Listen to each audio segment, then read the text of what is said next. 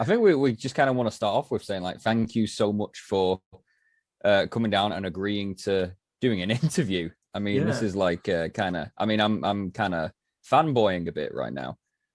For me, Josh is different. Josh is into all wakes of Doctor Who, whereas my favorite period of it is very, very much the early stuff. I know I'm quite minority these days with having that interest, but my interest in the show is by far like Hartnell. I think my latest, like my most recent Doctor, the one where I kind of, my interest wings a bit, is John Pertwee.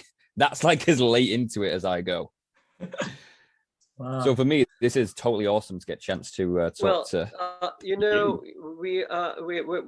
as I think I mentioned to Josh when we were talking originally about Mm, this, don't forget it was a very long time ago of Mm. that course. I was involved. In my head, it was only like yesterday. Mm, But the reality is that between then and now, and what I'm perceiving in myself, is that a huge amount has happened. mhm. And the show that started in a very humble way, and I've already made a lot of remarks about that, uh, uh, to what it's become today, which is gargantuan and actually is the kind of golden goose for the BBC. Uh, I wish I could partake of some of those financial riches and rewards. But the fact is, when I started, I was a very young person, Mhm, and I've already made a lot of remarks about how happy I was that to be involved. But the actual mechanics of putting that show together mm, have not been explored really. A bit of that was done by Mark Gatiss when he dramatized for the television drama of Adventure in Space That and was Time, something that we wanted to ask you in about at which, some as point. you absolutely. realize, I was portrayed, I think quite beautifully actually, Mhm, by Sacha Dhawan. But the reality is that even that euphemized mhm, my participation. In the drama, it looked as if I was already an established, well thought of, well sought after director mhm, who was being given this as a kind of do us a favor, Waris. That's not the case. Um, I was actually allotted this way down the line mhm, when it had been rejected by somebody else, a much more prominent drama director at the time.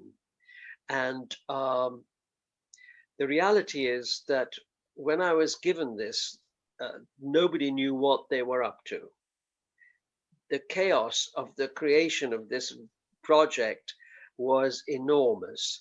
And mhm. actually, I used to keep a diary in those days. I don't now, but I was actually looking at the day by day occurrences in the making of this program. And what I've began to realize is that actually, far from being a lucky guy to be Mhm, assigned this, I was probably partaking of the poison chalice at the time. mm, Nobody knew where this thing was going. There mm, was a kind of uncertainty. Verity Lambert had been brought in, and I think a lot of people know about that. She was the first female drama director, producer in the drama department, television wise. There were a lot of females involved elsewhere in radio, but not in television drama. So she already had to put up with all sorts of prejudices regarding a female involved on something like this. mm, The creator was Sidney Newman, who was a Canadian, and a lot of people were looking at him askance because they were suspicious of his credentials, even though he'd done so well at ABC television, from which he had been brought over by the people above there. yeah. So the reality is that now we had a Canadian head of drama who was still finding his feet, who, by the Mhm, way, created this idea of Doctor Who and never been given credit for it. he should be, like a lot of other shows now. If you talk about Coronation Street or even EastEnders, If you the see people who Star actually Trek, really it get says credit to created this by Gene day. Roddenberry. Yeah. Sidney's not even mentioned. Anyway, he created this, and it was his attempt to be original in a very conventional atmosphere. The BBC at that time was very conservative. It had its own rules. The kind of people employed were very stuffy, kind of tweed wearing, corduroy trousered, old school tie types, all of them male. Now, imagine someone like myself entering this forum, 20-something years old, British Asian, talking with a posh accent, totally new to the whole fabric of the way this thing worked. They had actually taken me on because I'd gone through a series of very multiple interviews to get the job. And I was lucky to get it because it was quite difficult to get onto the trainee course. And anyway, I got in there. And then I suspect they didn't know what to do with me. And I was wandering about,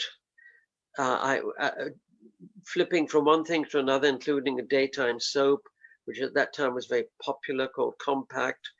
There weren't many soaps on in those days, so this was very important for the viewing public, for them to see these kind of shows. It's about a woman's magazine show. It's called Compact.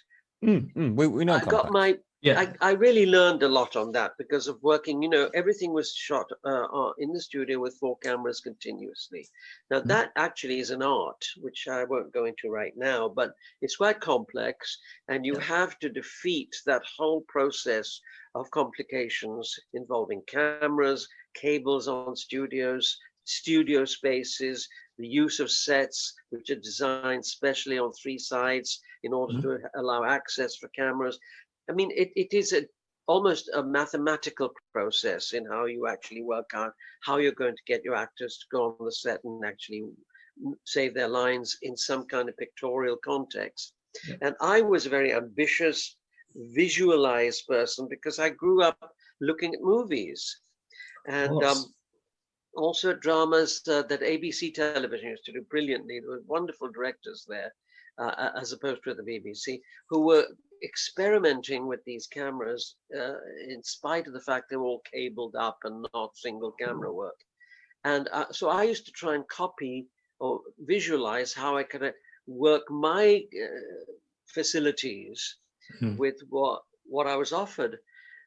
So when I was launched into this, I had no idea that we would end up in probably the worst studio they could have given us, which was in Lime Grove. It has now been demolished. Thank you. I'm very happy to know that's happened. But this was probably the arse end of the studio system, and we were given the most antique equipment. The cameras weighed a ton. The cameraman had to push to move forward or sideways. And my concept was to do both. And for them to follow my instructions was a very laborious process. And I insisted on trying something new, and I was creating potential havoc in my nervousness to succeed because I wanted to impress. I'm simply giving you the background. So it wasn't all wonderful. Today, it's nostalgic. I'm asked to talk about it, and it's all surrounded by a golden glow. But the reality is that this show started off with practically no budget, with very few facilities. The equipment was antique. We were not at the splendid then new television center where all the high-end dramas were being made. which was in those days considered very sleek. And actually to this day, when you look at the exterior, you see what a marvel that place is, that oval face building. And it's still functioning. But we were not given that privilege because nobody knew what they had in their hands. So I want to preface all this by telling you, so that I'm not one of these nostalgia freaks about Doctor Who. I'm very happy that people are now in awe of it, and therefore I'm here talking to you as a result. But it was not a labor of love. That's my point of view. And I want to also emphasize, it all sounds wonderful because myself and Verity and Sydney were all outsiders. He was a Canadian, she was a female, I was Indian. I actually used to joke and say we were like the Three Musketeers. And somehow we were fighting the system to survive. And of course, I was also living under the shadow, the sword of Damocles, that I was only contracted for 1 year. My contract was due to end at the end of the year that I was doing Doctor Who. And of course, I was terrified that if I made a mess of it, they'd just kick me out because they had no reason to keep me on. But that didn't happen ultimately. But the point is this, that at that time I was a bag of nerves, to be honest, trying to use my ingenuity as much as possible. And it's amazing to think that the thing survived. And don't forget, the first 4 episodes were not the most beautifully scripted in the world when you're dealing with cavemen and people in skins trying to create fire. The reality of that was, how could I make it truthful and not laughable? I mean, this could easily have ended up as a farce. A lot of men running around monosyllabically uttering words. These weren't the Flintstones. This was meant to be something serious. At least that's what I said to the cast. I mean, I was lucky to get the kind of actors who to take part, because a lot of them would have simply said, this is thanks very much, but I don't think I want to go running around in skins. But the fact is, I was lucky in the kind of people I got. Derek Newark being John, that kind of actor caliber. So we just put it together, and I had a chat with everybody saying, look guys, we're jumping in at the deep end.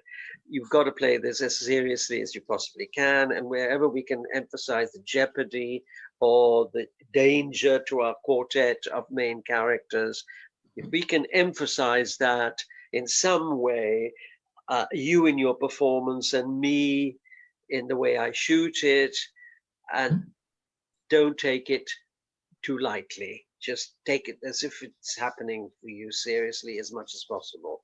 And I think that's what got us through, actually. The reality is that the show actually took off after the first 4, when the Daleks came in.